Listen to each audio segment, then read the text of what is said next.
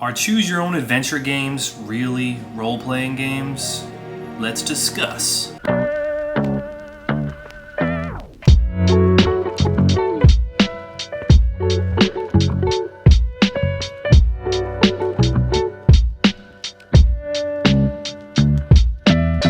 Welcome back to the Sacred Art of Gaming, and today we are gaming a little differently with fighting fantasy. This is the Warlock of Firetop Mountain, but as you can see, I have all of them.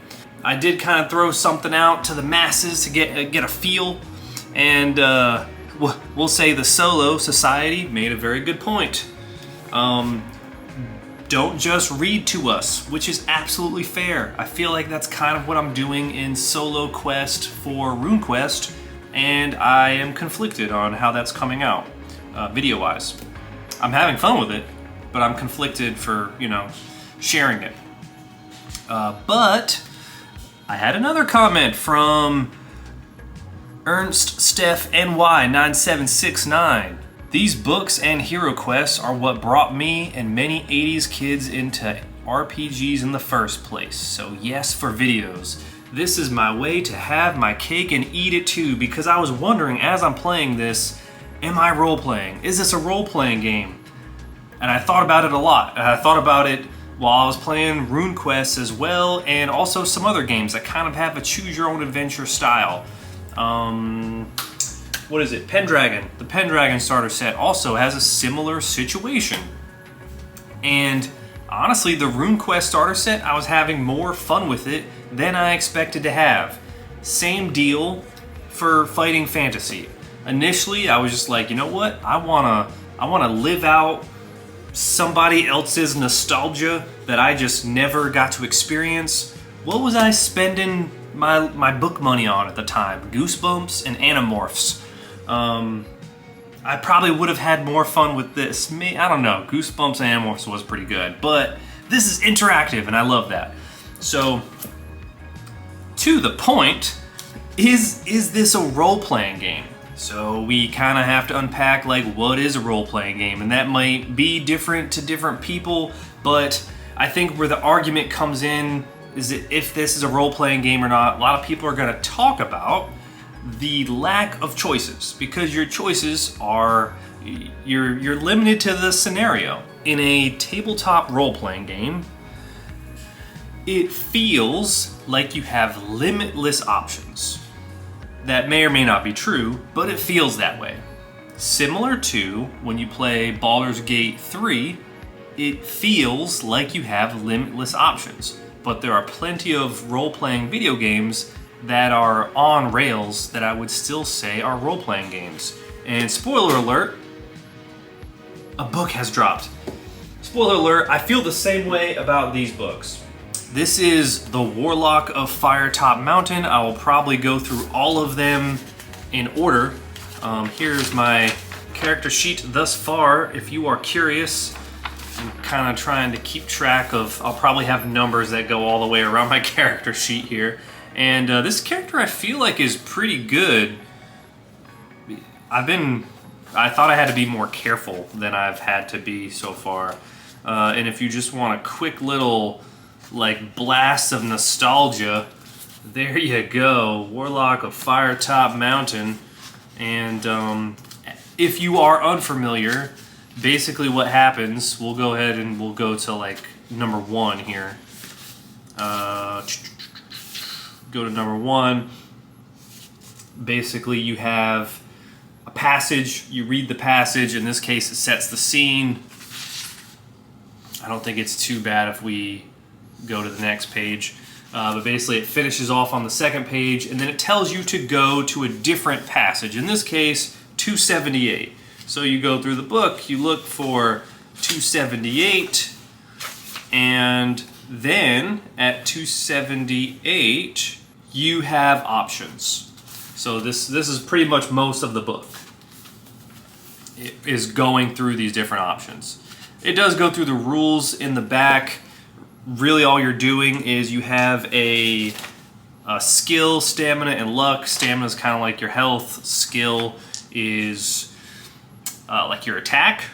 You're going to roll 2d6, and you're going to add your skill to it, and then you're going to add the enemy's skill to their roll, and you're going to compare. And whoever has a higher roll wins, and then the other person is going to take 2 damage to their stamina, and you can kind of play with luck and stuff. But something that I found very interesting, this is where I think it really hit me. And I was like, you know what, I think I want to make a video on this. I got to a point where there was a scenario where there were 2 enemies there technically. One enemy was whipping the other enemy. And I had more than 2 options that weren't just related to like go left, right, or straight. It was kind of like how to deal with this scenario.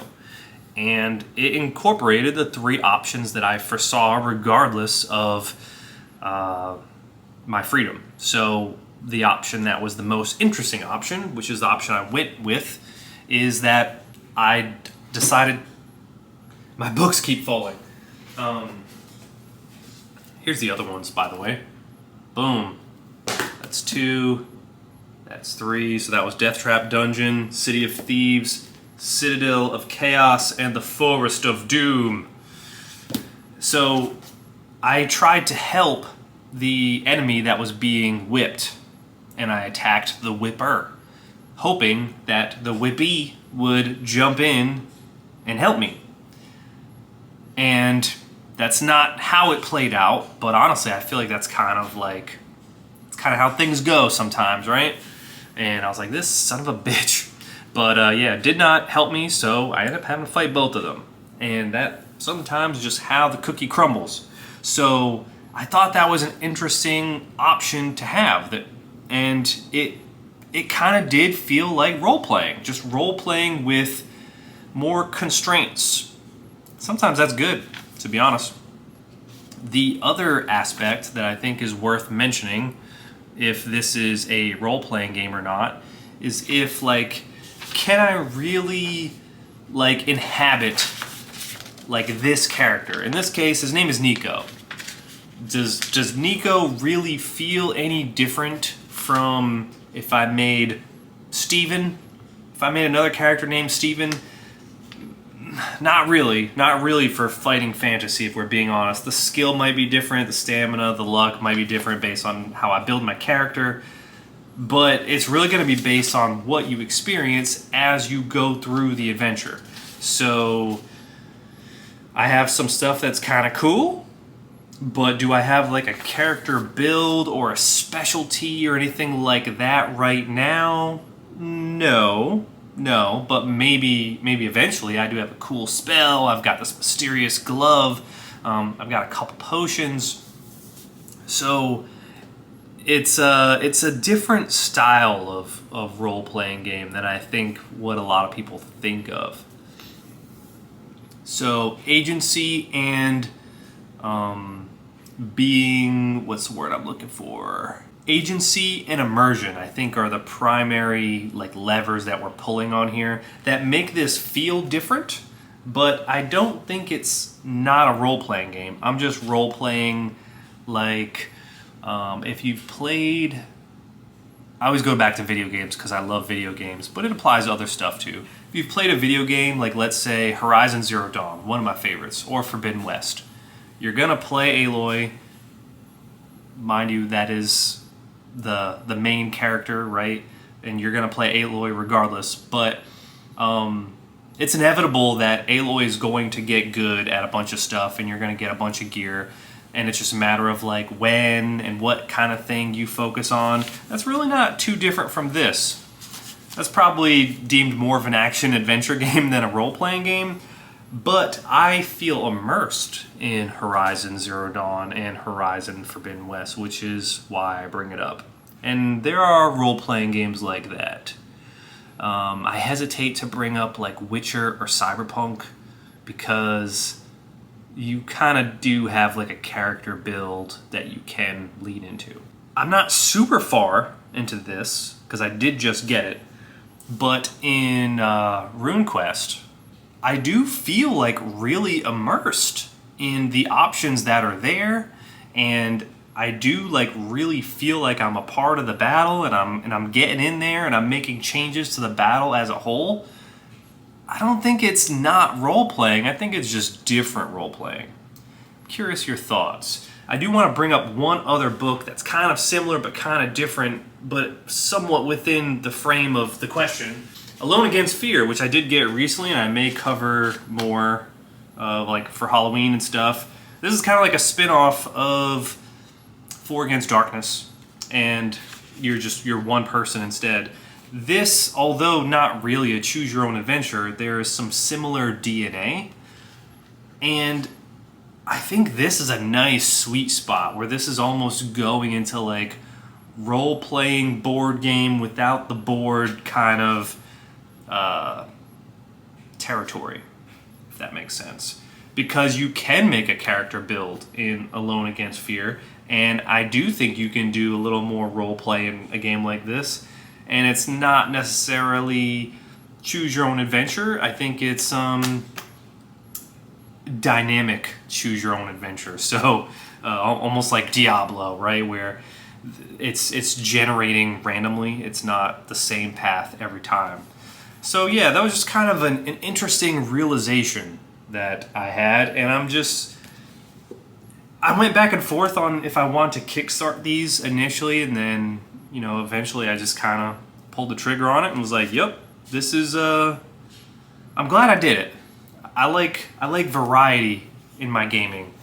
So although this may not be my go-to ideal situation for solo gaming, it's a nice way to mix things up. I'm enjoying it. So let me know your thoughts on Fighting Fantasy, and just choose your own adventure games in general. This is the sacred art of gaming. Don't forget to like, comment, subscribe, do all the fun YouTube things, and thank you so much for watching. I'm gonna see you in the next one as we continue to explore the sacred art of gaming together. I'm gonna try a new thing. Maybe watch this video over here. It's probably RuneQuest? Solo Quest? Yeah, maybe a Solo Quest. That might be a good thing that's related. Hopefully I remember to put that specific video here. Bye!